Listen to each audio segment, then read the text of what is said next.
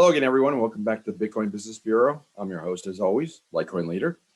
Now, today for our subscribers, I wanted to talk a little bit about some investment strategies. And one of those is called laddering in and laddering out.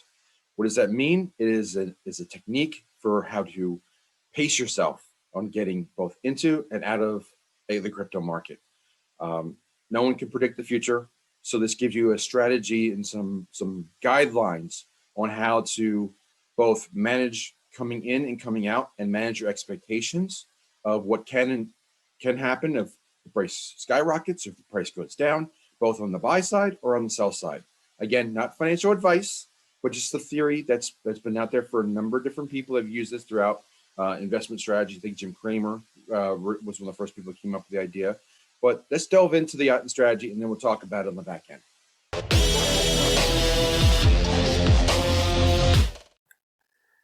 So one topic I want to cover now is laddering out and laddering in. What does that mean? Well, that's really talking about when you buy and when you sell. And again, this is not financial advice. This is for educational purposes only, just talking about these terms.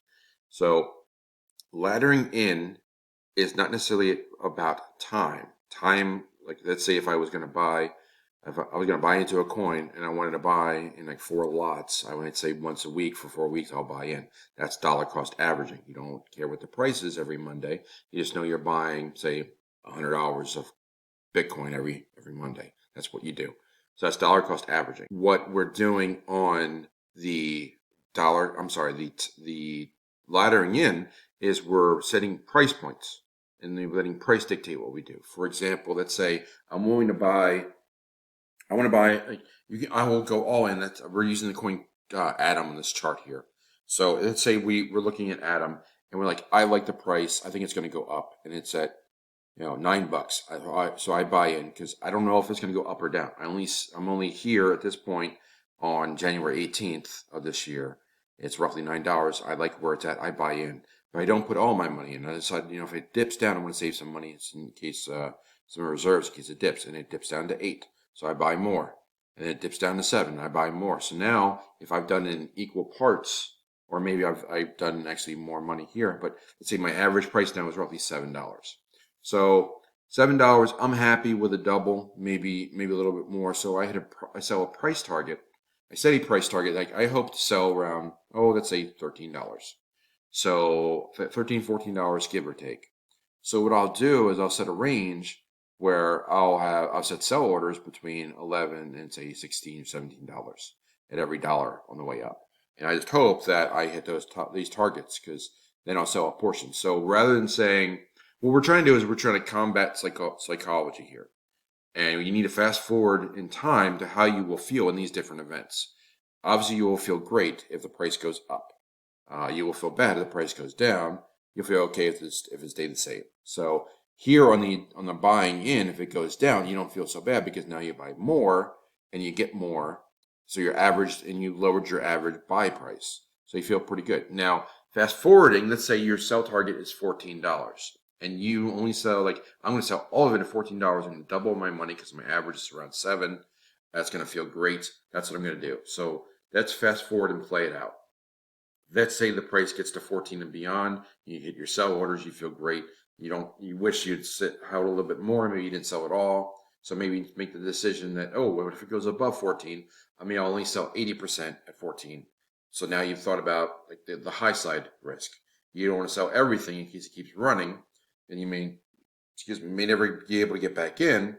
So you're going to hold off, and you're going to say, I'm going to sell at 14. I'm going to hold 20% back because if this thing runs up to 100, I want to ride that run up. So that's great. So that's one option. So that's your high side. There's the option that if you're buying in, your average is 7, it may stay at 7, 8, 9 for a while. You may need to make a decision of how long do you wait for that upswing that you hope is coming. So that's a personal decision there. But you haven't lost money, so you don't feel so bad. So maybe you do ride it out for a while. The one scenario that needs to be thought about was if your sell orders are at 14 for 80%, and that's your only sell order.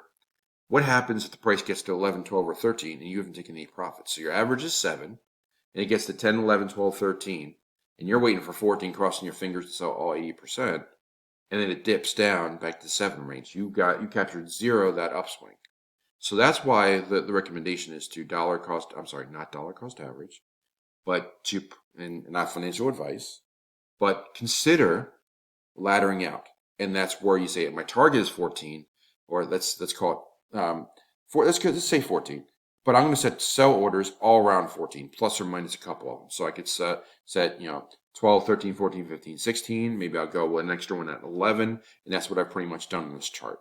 So I'll say I'm going to sell that for easy numbers. I'll sell 15% at each one of these arrows as an example, and I'll keep 10% if it keeps on running. So I'll sell 15% at 11. I'll sell another 15% at 12, 15% at 13, 15% at 14, and so on. So this way, if it only gets to 13 and a half, I still sold almost half of what I own, and I've captured some of the profits, so I don't feel that bad. But if it runs up to 15 and it doesn't go all the way up, I got 5 of these arrows covered. Now I sold more than I expected. My average is just around 13, so I'm close to the average I wanted. And I still have 25% left because I didn't sell one of the 15% arrows plus the 10% I was going to keep. So now you've got a lot of situations covered here where you don't feel bad about the outcomes. So if the price gets up to 11 to 16, you don't feel bad because you sold a bunch, or you can sell it all on the way up more and more. And if it keeps running to 20 or 24, you still have kept 10%. Maybe you decide to hold 25%, and you work out the numbers so that you can have 5 or 6 or 7 steps at 10%, and you keep 30. Like, all these options are available to you, but this is the concept of laddering in where you put in purchase orders. If it dips lower, you buy more, and laddering out where you set sell targets are plus or minus where you want it to be on average, so you can capture some of the upside, even if it's a little bit lower than you expect, or if it's higher than you expect.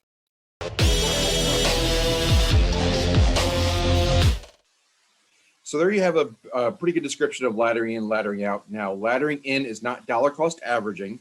It is a price point based decision, not a time based decision. That's the difference. Dollar cost averaging is throwing some money into a particular coin on a periodic basis, like every Friday or every payday, every 2 weeks, every month, something like that. That's dollar cost averaging. What laddering in is based on the price. If the price drops, you're going to buy more. If it drops again, you're going to buy more. Probably not if it goes up, you're going to buy more.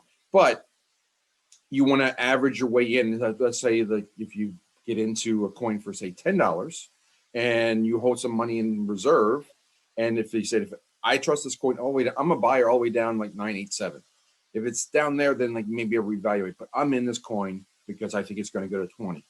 So you buy in at 10, it goes down to 9, you buy more. You go down to 8, you buy more. And then you average in at 9, and now you're making even more when it shoots up to 20 as you expect. And if it doesn't quite get there to 20, now we talk about laddering out, where your target is 20, but you set some targets, not just at 20, there's my hand, 20, but you go a little higher and a little lower. So you have different price points. So if it only gets to 18, you're happy because you got some of it. If you get to 20, you're really happy. If it gets to 22, you're not upset either because you get more sell targets. So now you've got all these different targets you can achieve and balance out, and you feel good if it overshoots. You feel good if it just undershoots a little bit, as long as it gets in your general range. So that's laddering in and laddering out. I hope you like that strategy. I hope it's effective for you and helps you to mitigate some of the mental and psychological aspects of this market, which can really take a toll on your mind. Having a plan, remember, you got to have a plan. And part of laddering in and laddering out is formulating that plan for both the entry side and on the exit side. So that's another strategy for you. Until next time, I'm LitecoinLeader. We close the drawer on the bureau. I'll see you next time.